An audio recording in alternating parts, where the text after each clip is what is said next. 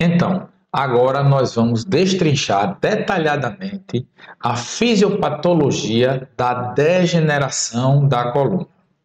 Vem comigo. Então, olha só, esse artigo científico aqui, intitulado ABC da Degeneração da Coluna, ele traz para a gente detalhadamente todo o processo fisiopatológico, como se inicia essa degeneração, para a gente ter um entendimento fisiológico e patológico, para poder ter uma intervenção muito mais assertiva. Então, olha só, dá uma olhada aqui no que eles chamam de unidade funcional. É um par de vértebras, uma vértebra superior, uma vértebra inferior. E se a gente delimitar aqui a parte inferior da vértebra superior, juntamente com a parte superior da vértebra inferior, nós vamos ter o que eles chamam de unidade funcional, que é exatamente onde nós temos aqui o disco intervertebral e a sua articulação, ou a faceta articular. Esse disco aqui, ele, como eu já falei, né? Ele está num processo natural, então ele está hidratado. Aqui nessas placas, que a gente chama de placa terminal, é por onde passa o processo de nutrição dele. Então, muitas vezes, se tivermos alterações degenerativas aqui no corpo vertebral, vamos ter problemas na nutrição desse disco. E a gente vai ver isso mais adiante. Mas vamos lá. O que é que eu quero dizer isso a vocês? Se nós pegarmos aqui de tal forma a dividirmos a região anterior, que vocês estão vendo aí, da vértebra, que é o corpo e o disco, e a região posterior, que é a parte articular, nós temos distribuições biomecânicas de forças axiais que devem estar compreendidas na medida de 70% a 30%. O que isso quer dizer? Se nós tivermos uma coluna em posição neutra, e aí volta para mim aqui novamente, a neutra aqui, ó, todas as curvaturas fisiológicas alinhadas.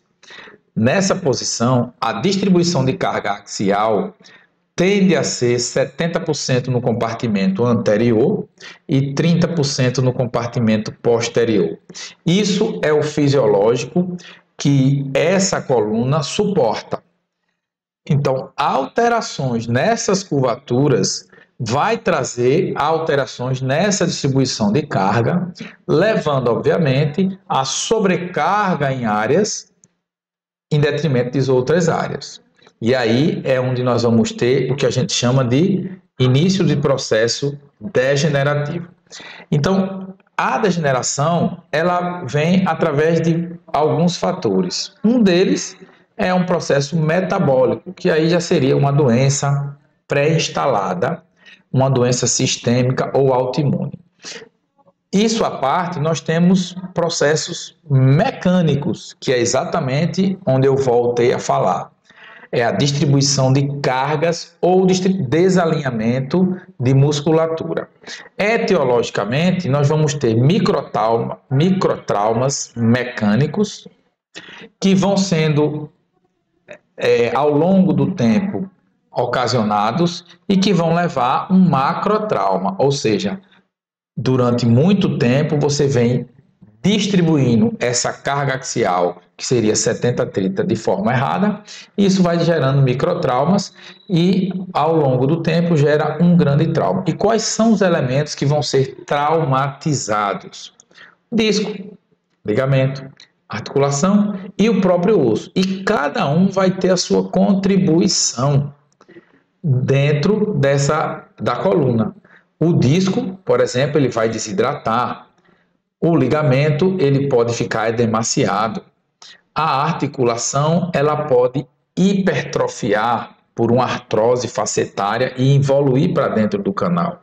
E o osso, ele pode degenerar. E quando o osso degenera, como eu falei, se for no corpo vertebral, ele prejudica a alimentação, a nutrição do disco. Beleza? Então, se a gente dá uma olhadinha nessas 3 vértebras aqui, ó, nessa sequência, a gente vai ver que o processo degenerativo começa sempre dentro do núcleo. Então, aqui nós temos na letra A uma coluna saudável.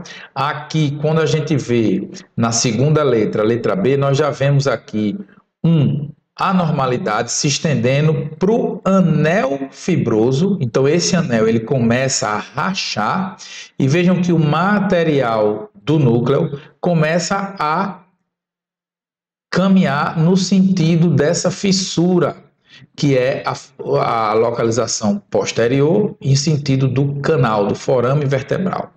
Essa degeneração começa a causar problemas articulares na porção posterior da unidade funcional, que aqui vocês estão vendo na letra C, ou seja, fazendo hipertrofia, também causando aqui um edema, causando artrose. Isso pode crescer e involuir para cá, para dentro do canal, causando o que a gente chama de estenose do canal. Hipertrofia dos ligamentos, que aqui não aparece, como eu falei, ligamento amarelo, ligamento longitudinal anterior, posterior, os ligamentos interespinhosos, intertransversos. E, obviamente, a estenose do canal. Então, percebam que, dependendo dos alinhamentos, do desalinhamento biomecânico, a gente começa uma série em cadeia que vai gerar uma série de danos na estrutura funcional da coluna, que são um par de vértebras aí que a gente vê, tá certo? Então, o núcleo pulposo vai caminhando de acordo com um anel fibroso que vai se rompendo. Essa placa terminal, ela pode também acontecer algum tipo de problema, artrose da articulação facetária, hipertrofia de ligamento, estenose do canal vertebral, como eu havia falado antes. Então, deixa eu trazer aqui para mim novamente, só para vocês verem aqui, ó, mais detalhadamente essa fisiopatologia, ó. Nós temos aqui, ó, bem legal aqui para vocês verem, ó, um disco natural, normal. Então, ele está de forma distribuída homogênea, tá certo? A gente tem aqui um estresse mecânico. Se for de forma anormal, a gente começa a romper esse anel fibroso. O que é que pode acontecer isso? A própria genética, a idade, e aí a carga axial irregular, né? Tudo isso vai prejudicando e vai degenerando esse anel. Em seguida, nós vamos ver essa progressão do núcleo andando de acordo com a fissura do anel e ele vai se deslocando. E essa pressão aqui começa a diminuir. Então, uma vértebra que tinha uma altura, ó, um disco tinha uma altura, ele já diminuiu de altura. Isso já diminui o espaço aqui entre esse corpo e esse, prejudicando a placa e diminuindo o espaço aqui entre as articulações atrás também, tá certo? É a carga mecânica. Então, quando isso começa a aumentar, ó, ele vai invadindo agora outro espaço, ele vai saindo do espaço dele, deixa eu ajeitar aqui, ó, e ele vai vindo em direção ao canal. Quando ele vem em direção ao canal aqui, ó, ele vai comprimir o que está lá no canal.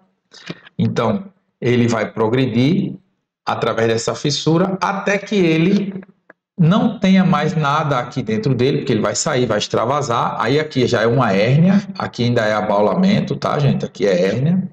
E isso aqui vai ficar degenerado, não vai ter mais nada. Ué, não tem mais nada, claro, ele caiu dentro do canal. Ele vem para cá, ele cai dentro do canal, ele pode ser fagocitado, mas olha o que acontece. A gente tem uma diminuição do espaço dessas unidades funcionais na porção anterior, forma o famoso osteófito, ou bico de papagaio, né, que vocês conhecem, e vai formar artrose facetária aqui, porque vai ficar muito mais próximo uma articulação da outra, que antes eram muito mais distantes, elas agora vão ficar bem juntinho uma da outra, artrosando e ficando inchadas, elas vão para dentro do canal. Então você tem uma série de fatores aí degenerativos que levam à incapacidade do disco de manter e tudo isso aí e progredindo para a estabilidade. Tudo isso é irreversível, porque o disco ele não tem potencial de cura, beleza? E como é que a gente vai ver isso no exame de imagem? Então, na ressonância, a gente vai ver um sinal chamado de hipertenso, que é uma ressonância ponderada em T2, que a gente vai ter aqui, ó, segundo essas classificações, a gente vai ter aqui, ó, o núcleo com todos os proteoglicanos, aqui o disco, tá certo? Aqui o osso da vértebra, naturalmente, ele vai estar aqui, ó, normal, porque o branco é líquido. A partir do momento que ele começa a perder esse líquido, você vê que ele começa a ficar mais claro e começa a andar. Ele vem andando no sentido da fissura do ânulo fibroso dos anéis. E ele vai degenerando para grau 3 e vai diminuindo o espaço entre as vértebras. Aqui ó, o ligamento lá já está começando a ser estirado por um abaulamento discal. Percebo que aqui está bem rente as vértebras. Olha aqui o ligamento já sendo estirado. Aqui praticamente quase sem hidratação nenhuma. E aqui totalmente desidratado, expulsando aqui a hérnia, empurrando o ligamento longitudinal posterior e diminuindo o espaço entre as vértebras. Então, é isso que acontece de forma fisiopatológica. Sempre isso vai começar, muitas vezes, quando não é uma doença metabólica, acontece por estresse mecânico e esse desalinhamento, mais uma vez, por conta das disfunções ou da perda ou do aumento dessas curvas fisiológicas, que essas pressões axiais elas são mantidas de formas desiguais por um longo período, a não ser que seja um trauma direto, mas normalmente é um processo que vem evoluindo de microtrauma para um macrotrauma, que leva à degeneração da coluna. Beleza? Vamos estudar.